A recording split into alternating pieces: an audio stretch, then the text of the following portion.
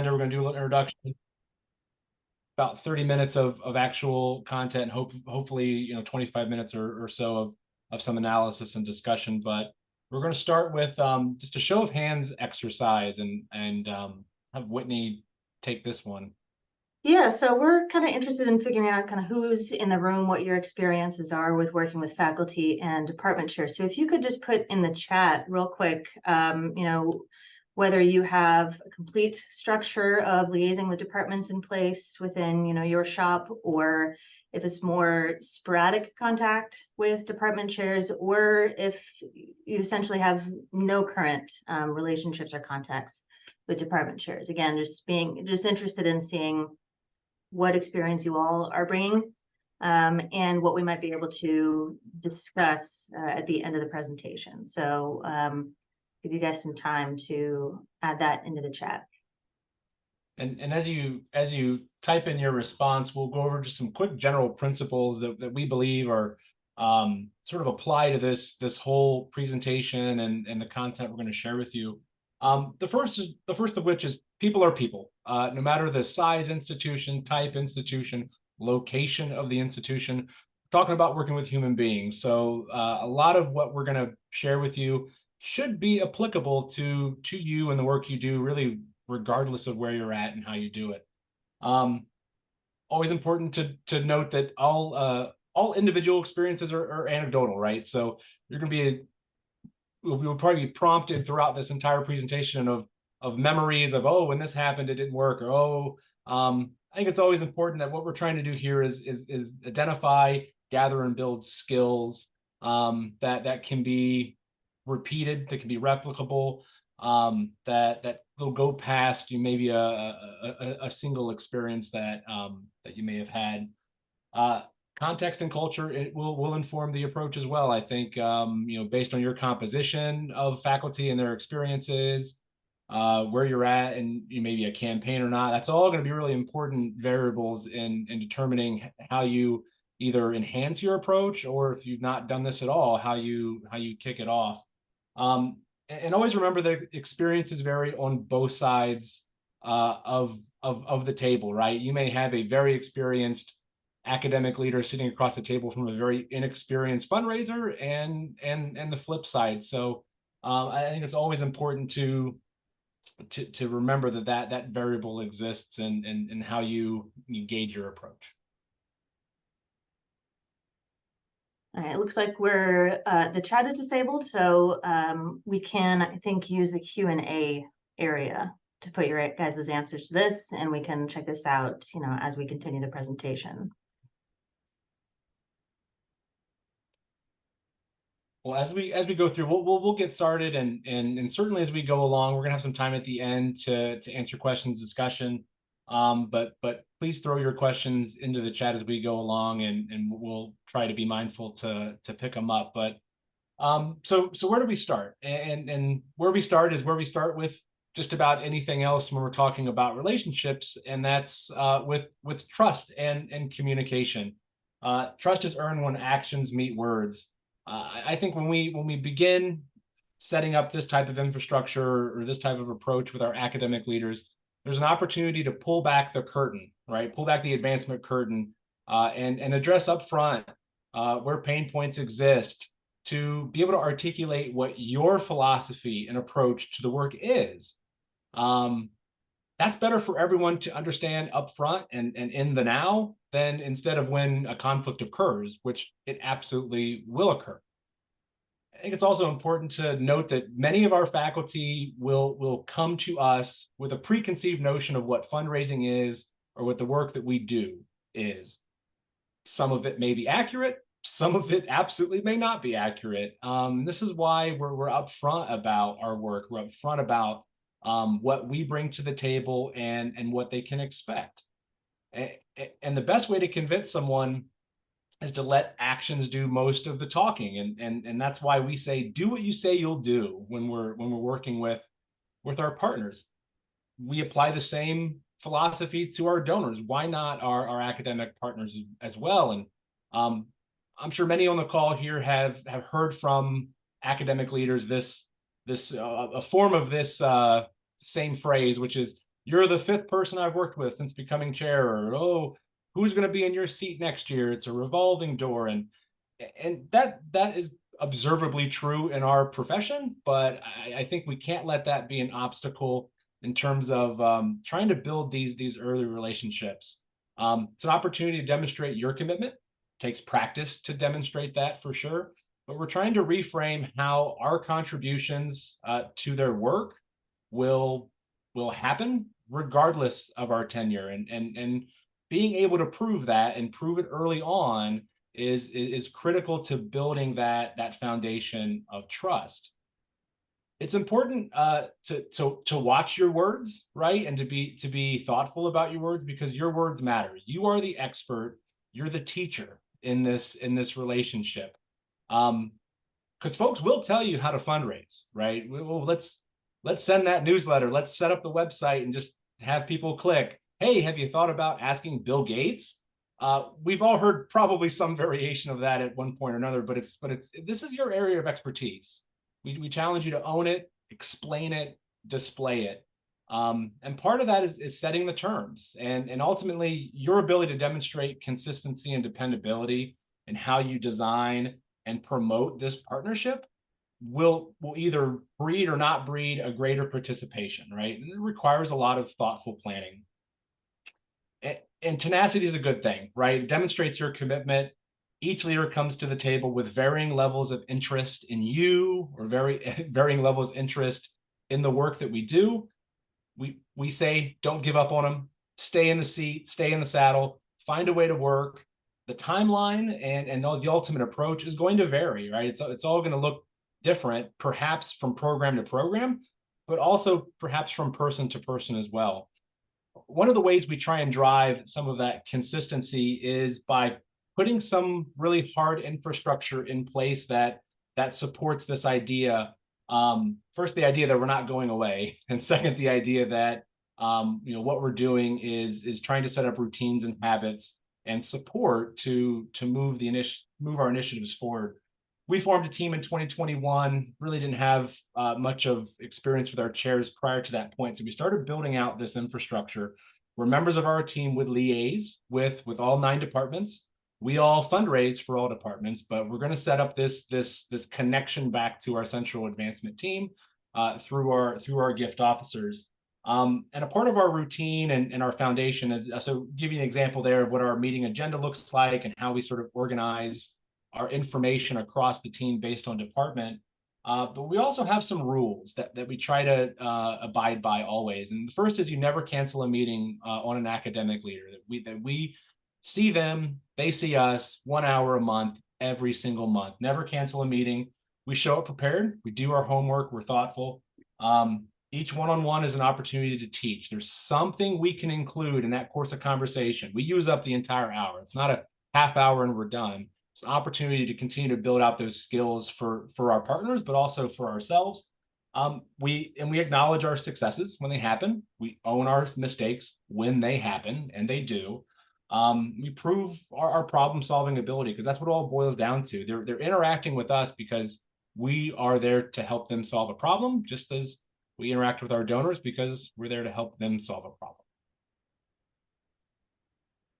So now that you've built the structure, it's time to really start building the foundation. So defining what your role is. Now, as Joe mentioned, and I'm sure we all have experience with, faculty and department chairs can have a pre-existing idea of what advancement does, and it may not be positive. So one thing that you can do, because this could impact your ability to build that relationship, something you can do is to ask about it.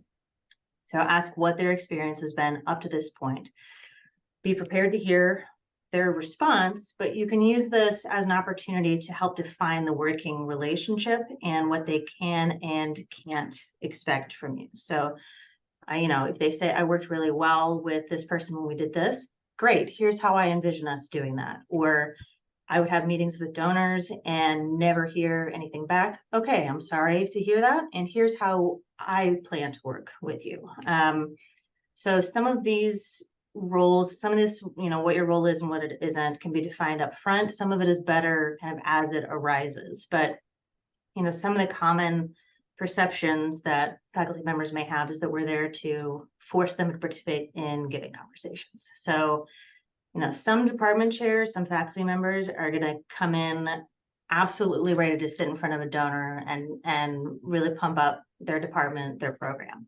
Some are going to say, I want nothing to do with that.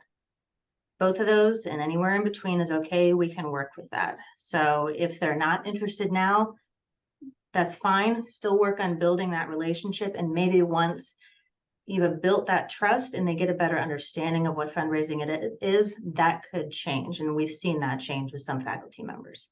We are also not there to waste an hour of their time every month. Like Joe mentioned, we have the agenda, and that really helps giving that to them ahead of time so they know how we're going to fill that hour. And like you said, we do fill that hour.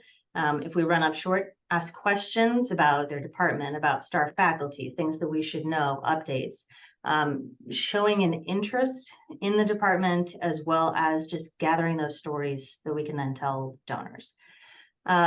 We're also not there to steal their donors. So this is, a refrain that I've heard before, where there's this fear that we're going to take donors to their department and make them give somewhere else. It's an understandable fear. It might be well-founded, but this is an opportunity to really educate about what your role is, which is to help build that donor's relationship with the department, with the school, with the university, to help bring them closer. And that may include giving to other areas. Ideally, that is alongside continuing support of the department. But really, that you are there to help bring them closer to other areas of the university in an effort to enrich their overall experience. So this is something that I think is better fixed long-term. So I think this is an opportunity to educate up front, then leave it alone. And again, as they become more accustomed to working with you and understand the process and the breadth of, a philanthropic relationship, a lot of them will come around.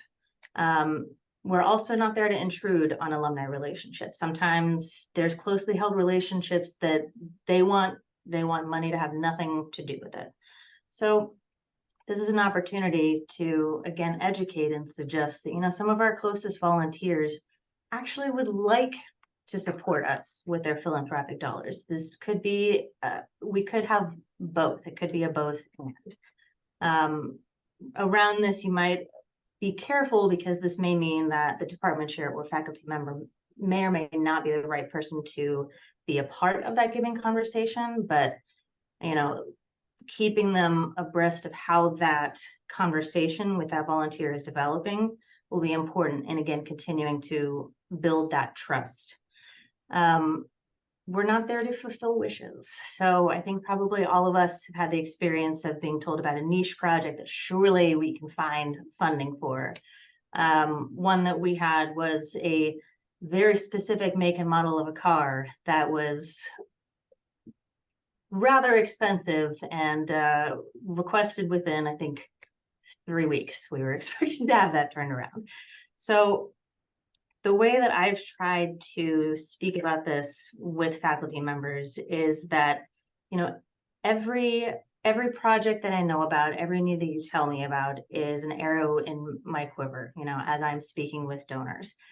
Not every one of those arrows is going to find its mark.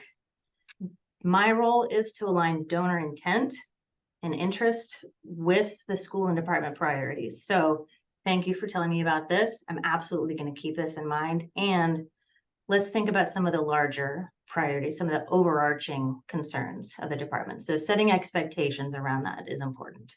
We're also not there to take over their board, even if they want us to. So we've probably all had the experience that board functionality is on a spectrum. Some of them are high functioning, and all you have to do is go in and talk a little bit about giving and get out of there.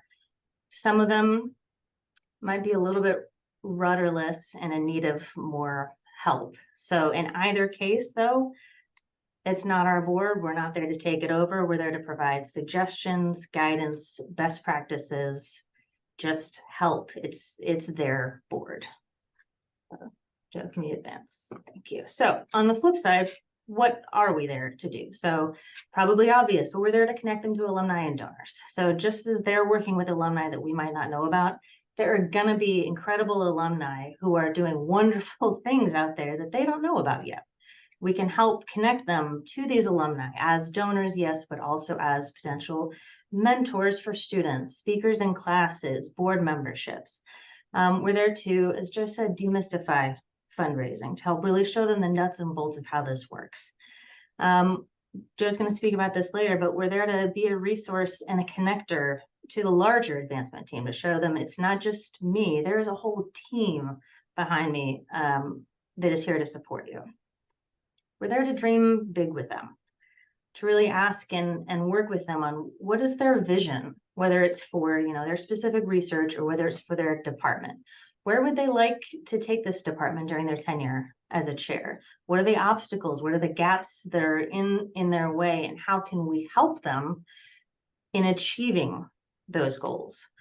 And finally, we're there to foster a culture of philanthropy on their boards if they want that. So, you know, I've found that asking questions around the purposes of their boards, you know, how is it functioning? Is it serving you well? Are members giving? Is that something that's important to you? If they're not giving, would you like help taking steps towards that?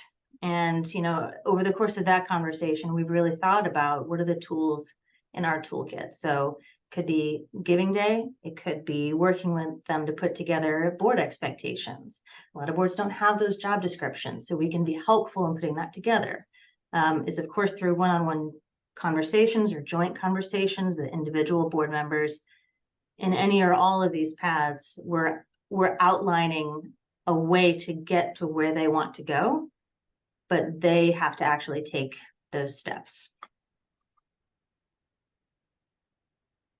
So we've established a nice foundation of trust. We've been able to separate who occupies what seat on the particular bus. And now it's time to talk about what are our expectations and what are our priorities. And I love this John Maxwell quote of disappointment is the gap that exists between expectation and reality.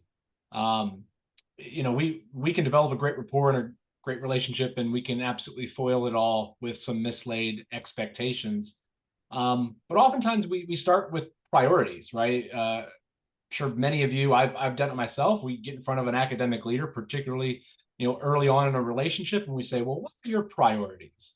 And we get responses like a new building, a new endowed chair, please.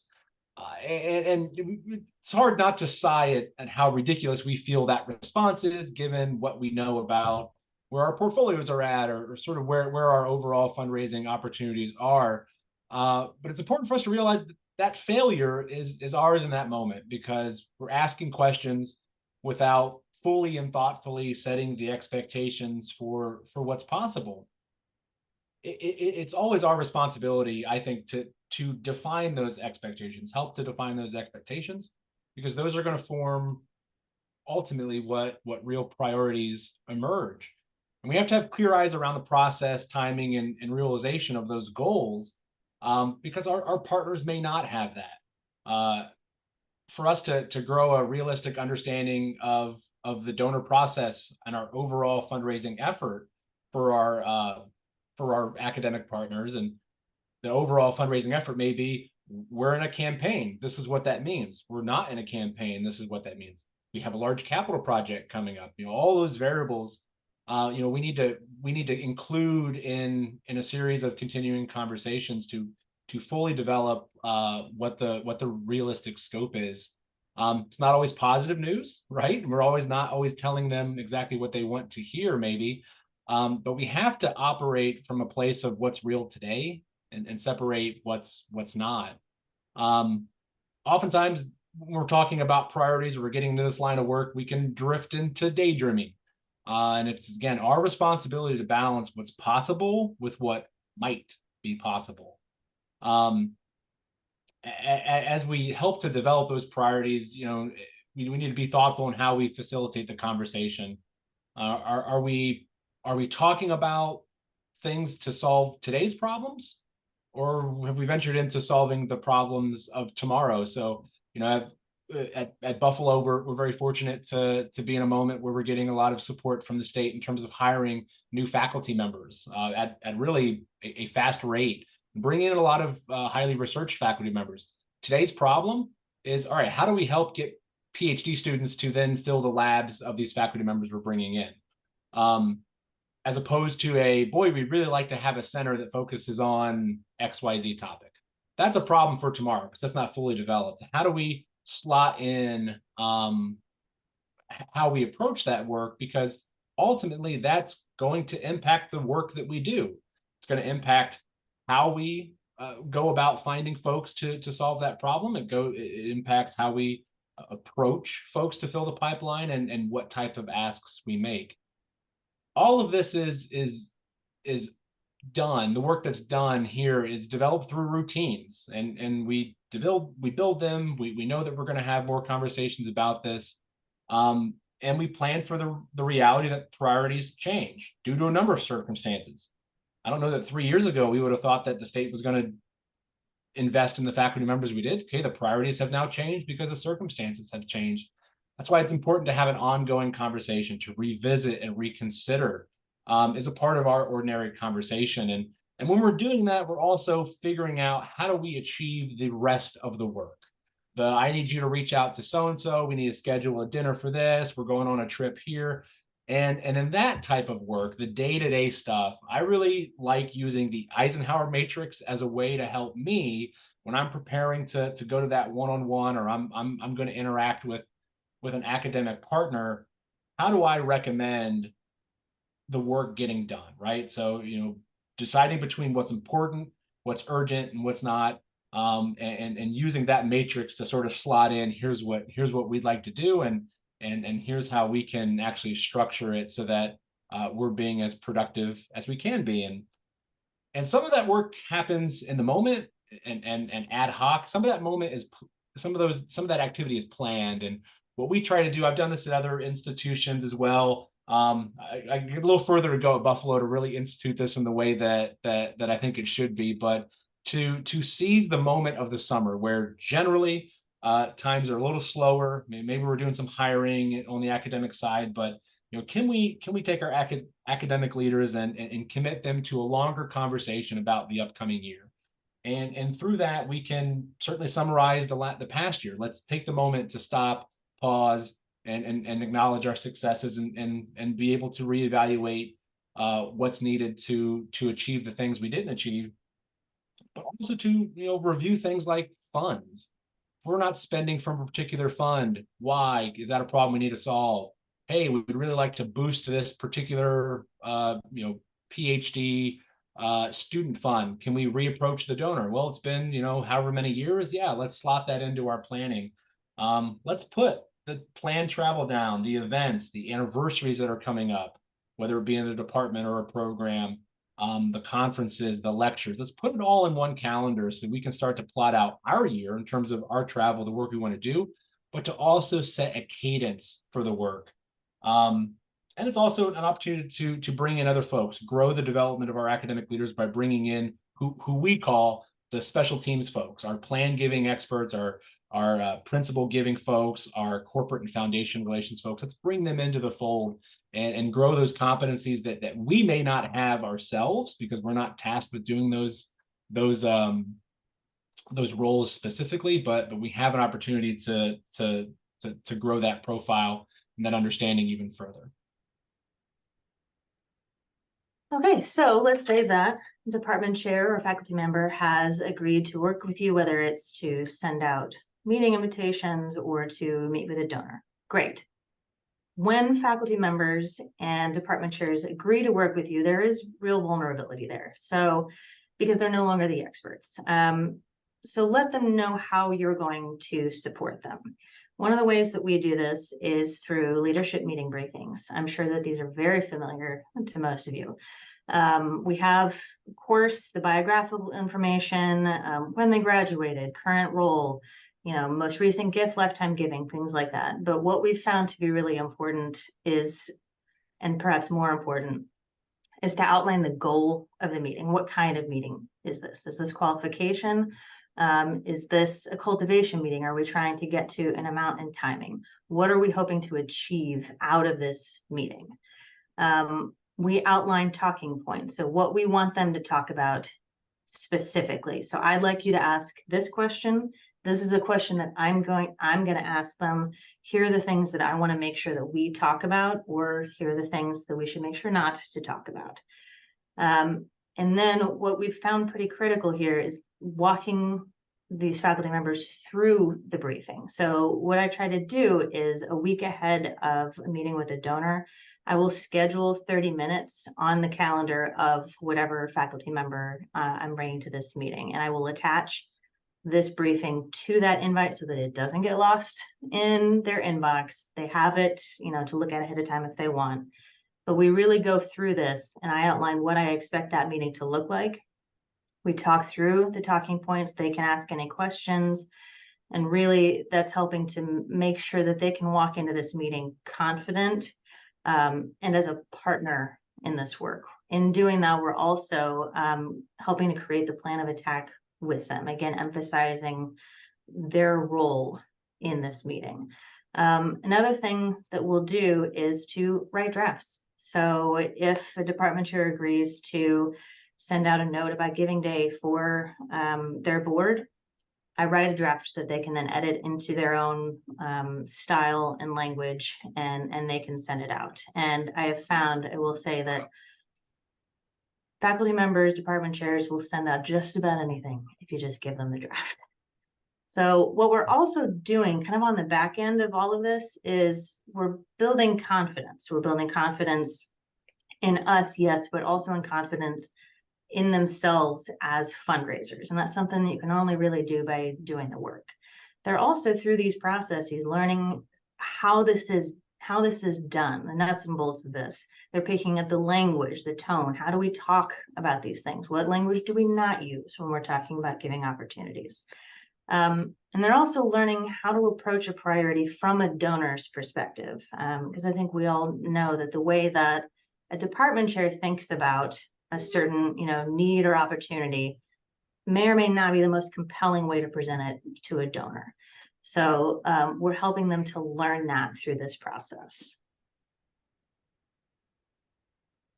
Joe, so on the other side of that, really encourage you to invite opportunities for feedback after these meetings. I've heard over the years from a number of faculty members, again, I mentioned this earlier, saying, I go to this donor meeting and I never hear anything afterwards. This is a real teaching opportunity. So inviting feedback in both directions, asking, hey, how did you think that this went? How did this feel for you? Was this a good use of your time? Did you get something out of this? I thought the meeting went really well. I was happy to hear about X, Y. I was really surprised to hear this. You did such a great job of bringing this up. All of this helps to really cement the lessons learned. It's emphasizing, again, their role as equal partners in this work and helps to further build that trust. So we've got our academic partners in the work with us. They're doing it, they're learning. Now we think about how do we continue to keep this going? How do we enhance our process? How do we make ourselves and the partnership we have with our academic leaders more successful? And that comes down to a lot of challenge and support and balancing the two. And great works are performed not by strength, but by perseverance. And if anybody knows the value of perseverance, it's fundraisers trying to get someone to answer an email, right? This is the name of our game. This is what we do, and we do it really well. And we can apply that with trying to build out a strong partnership with our academic leaders, because transformational success isn't won overnight. Building the environment that takes small success and builds on it, allows us to stay in the seat towards big success is critical on both sides of that table. And growth occurs when challenges in the environment are balanced by the environmental supports. And we are responsible for cultivating that environment, because again, this is our domain. This is our work. there will be times we make asks of our faculty that push them outside their comfort zone. That's good. We should be pushing people outside their comfort zone as we get better and better at what we do. But at the same time, we need to be really thoughtful on how we support and encourage that. No issue is too small because no detail is too small. Again, who else on campus better understands that than individuals that are external facing and work with donors? Small details matter to our donors. Same thing is true with our academic partners. So when we think about promoting and modeling that environment, I really like this another matrix, big surprise from Joe Edens. This matrix that sets out some broad definitions of environment. So when you look at a comfortable environment, right, lots of talk, very little action, right? It's safe to be passive and just hope that things come to fruition, right? This is the, hey, put up the web page, everyone will come and donate. Maybe they will, maybe they won't. What else can we do to push that and be able to raise sites? So then you go over on the other side of that support spectrum, and it's a stagnant environment where we just cut people out completely. No results. It's fine. We'll bring you in as a token participant in what we're doing. That's not going to yield us, I think, the success we need either. Again, our work tends to be individual based, but I think when we're doing our work the best and we're getting the best results, we're including more people. It's true of our colleagues in advancement. Why not true of our colleagues across campus on the academic side? And then you have a high pressure, unrelenting environment, zero sum, every dollar I get is a dollar someone else doesn't get. Every person for themselves. Your strong departments may get that one donor that has all the money or may be able to close that big gift, but can they do it consistently, sustainably? Probably not, right? Because again, there are things folks on the other side of the table don't know that we know, and it's our job to help them and support them in becoming better at those things, because we'll all raise more money in the process, which is why the facilitative environment obviously is the most ideal, because we're acknowledging the idea that that we're building towards something, right? That we're building off of successes. We're failing, and we're failing fast. I think some of the best ways to learn is to fall flat on your face. And there was an example with a faculty member last year where we just screwed up the ask royally, and we had a great follow-up conversation where he's like, "Wow, we really screwed that up, didn't we?" Yes, we did. Here's how we could do it differently, or here, what did we learn from that? He has been brought more into our process now because of that experience than I probably ever would have imagined coming out of a rough situation like that. But I think when we can develop an in it together attitude, we can create sustainable results, and we're able to help our academic partners develop a proper perspective, good frame of reference, be able to see what works, be able to see what doesn't. Because at the end of the day, this is optional for many of our faculty members. This is not for most of them, it's not a part of their job description. This is an extracurricular, right? This is other duties as assigned. So I think we should always take that seriously and value that for what it is, which is a high value proposition we put in front of people. We use that to invite them into our process, to engage them fully and independently. I like to say to academic leaders, be it department chairs or deans, this should be the most enjoyable part of your job. You're not dealing with a personnel issue. You're not, have to take a call from the provost to talk about budget. You're out selling a thing that you care about to a group of people that care about it too. What's better than that? I'll say that this last, but it's not least, certainly embrace the power of gratitude with our faculty members. Share the successes, be kind to them in terms of how we express their value in our process, because I believe they have high value in our process. And sometimes well, all the times it's good to hear that, and I think it just brings them closer into wanting to do the work with us. One of the ways we try to put an infrastructure of support is actually by connecting our academic leaders with more people. Um, they should have a relationship with our plan giving expert in the school. They should have a relationship with our donors, with alumni, with the annual giving shop. There's a practical piece to this, which is sometimes when there's an annual giving question, it's much easier for them just to ask the annual giving people than to ask me, who's then going to ask the annual giving person, who's then to come back. So we're there's an efficiency here, but it also, I think, works to fully envelop our academic leaders in what we're doing and have them involved. And eventually gift officers will go away because gift officers tend to go away. If we have created this web of relationships for our faculty members, one person being removed from the process doesn't destroy the process. And I think that is, in terms of long-term benefit to our institutions, that's what really matters, and keeping them engaged, keeping them involved. And eventually we do this with enough people and chairs, or folks go back to the faculty. Well, we have trained individuals who know development, know our work. Now you're building out a roster of a lot of great advocates across your program that hopefully the gift officers in 20 years look back and go, I'm really glad they put this infrastructure into place. Okay, so we put this into place, start of 2021. So what happened? Here we've outlined a couple of the things, a couple of the outcomes that we've been particularly proud of. So as Joe mentioned, there wasn't really any formalized or any structure ahead of that. So over the last coming on 3 years, right? Some of the things that we've been able to see in terms of progress are, I'm having faculty members and department chairs cite best fundraising practices to me. So they'll say, oh yeah, I had hoped for a bigger gift, but you know what? If we steward them well, if we keep them involved, we'll be able to ask for something bigger next time. Yes, we will. Yes.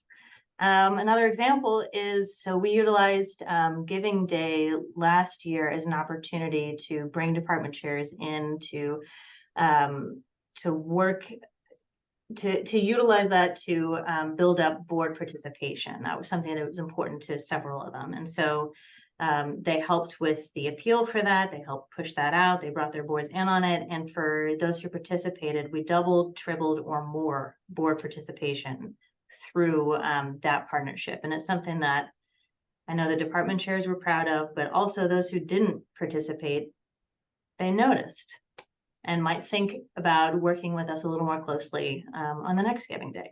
Joe, you want to take a couple?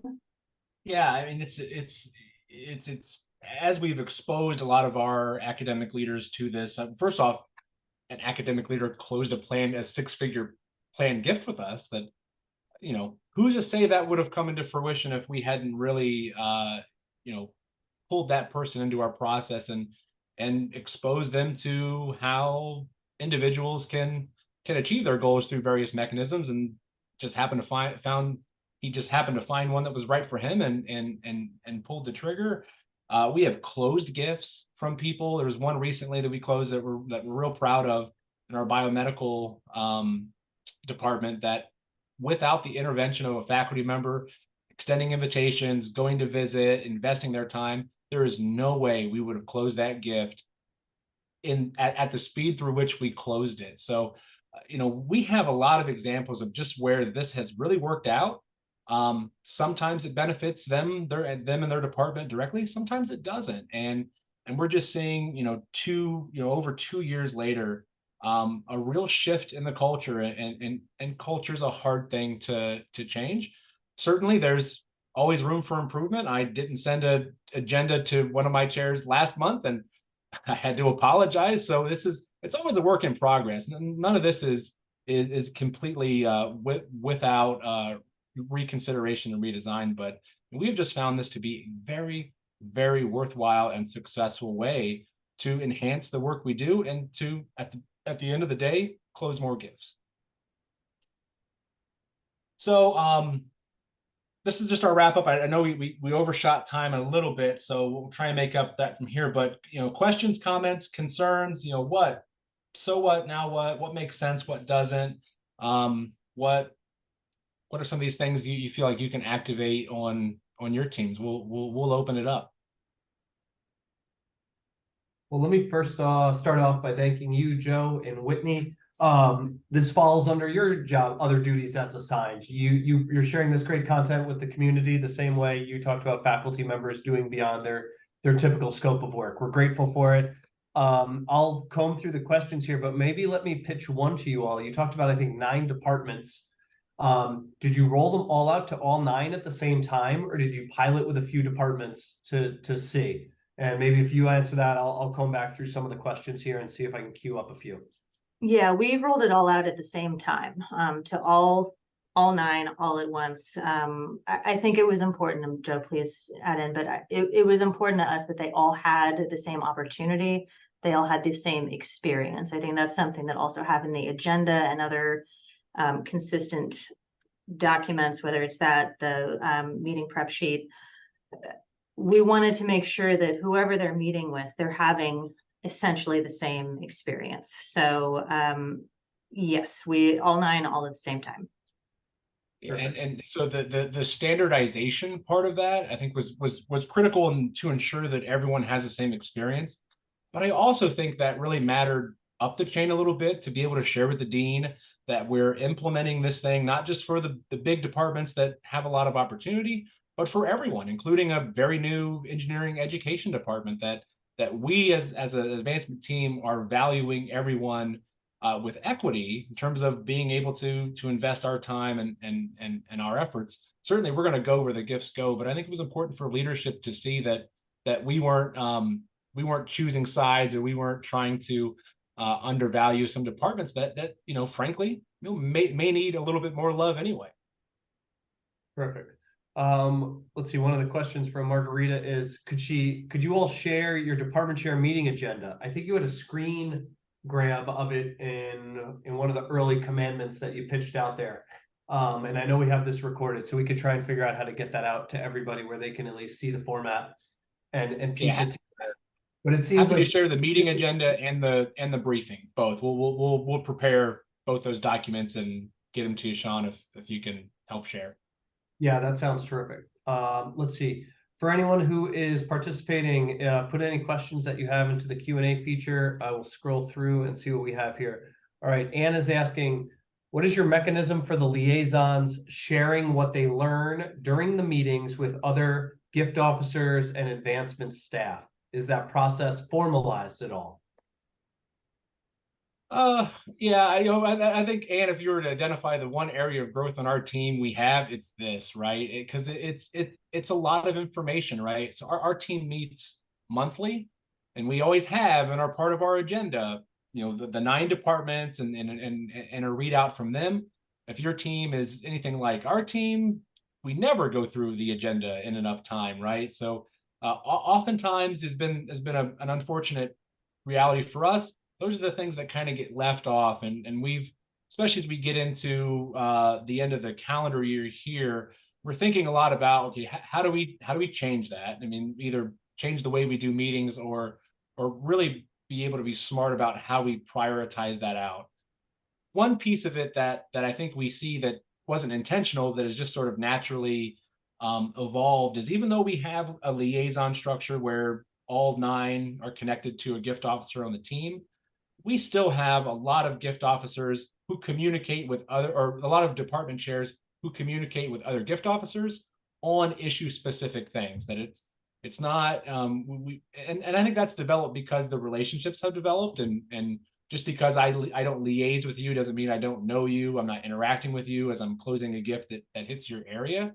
So I think that the functional pieces of how does the work get done, that's happening gift officer by gift officer, chair by chair, regardless of that structure. But I don't think we would have got there if we didn't first put in that core foundation that introduced that person into our work. Yeah, I'll say that is an area where we need to formalize that. But what we've done kind of in the interim is, you know, a lot of us take notes in the agenda itself. And so there we have a, you know, whether it's Box, you know, Microsoft, whatever, we have folders for each of the department chairs, and we'll upload the agenda there so that any of us can go in and see what was covered. We also have in each of those folders a separate sheet where I can put any, if I have any questions for biomedical, I can put my question in there. Joel will see it as he's putting together the agenda and can follow up with me afterwards. So it could use more formalization, but that's what we have in place right now to at least make sure the information is available. Perfect. My old colleague Mike Calais is asking if you have any suggested best practices with onboarding a new department chair. So since you've all rolled this out at Buffalo, have you had new department chairs in the 9 departments, or have they all been legacy chairs?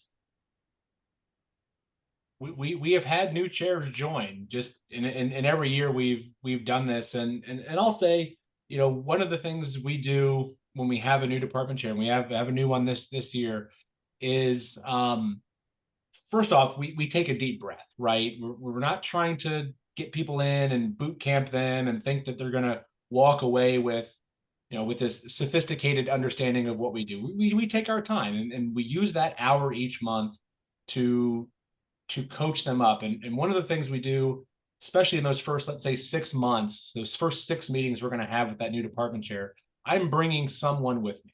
I'm bringing a plan giving person. I'm bringing our stewardship person. I'm bringing, you know, a variety of different folks to begin to expose them to the breadth and depth that is fundraising in higher education.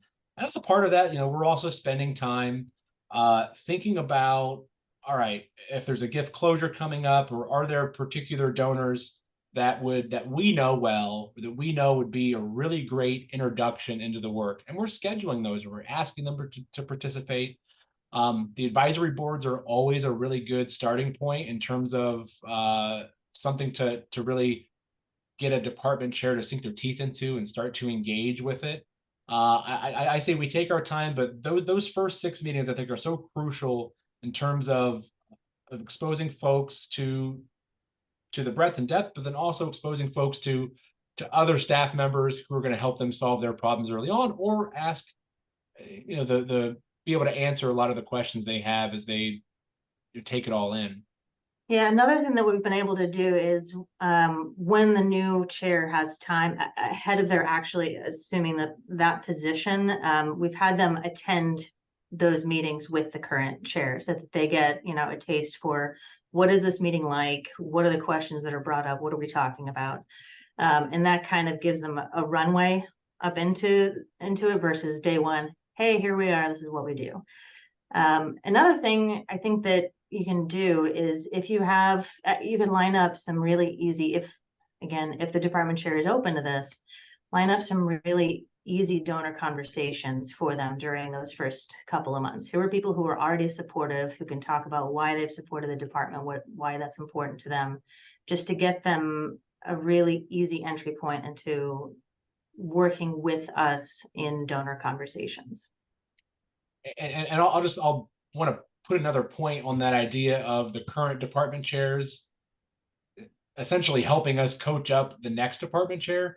That has been so critical, not only to get them in early and get them exposed, but for a new chair to get an endorsement from the previous chair that these are folks that are worth spending time with, that the work they do is important, puts us miles ahead in so much of the work that we'd have to do to build that trust and do that, we get right off the bat in a lot of ways by getting an endorsement from a current academic leader. I think those things build on each other in really, really positive ways.